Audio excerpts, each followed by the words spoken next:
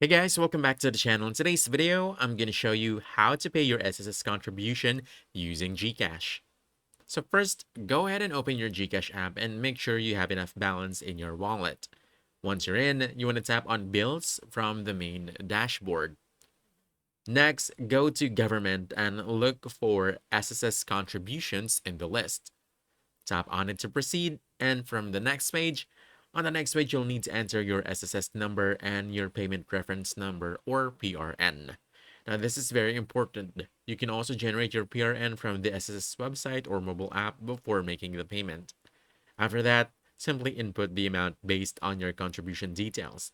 Double check everything to make sure all the information is correct. Then you want to tap on Next to review the details and confirm your payment. Just keep in mind that there may be a small service fee charged by Gcash.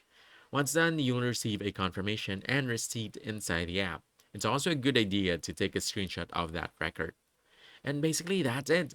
Your SSS contribution is successfully paid using Gcash.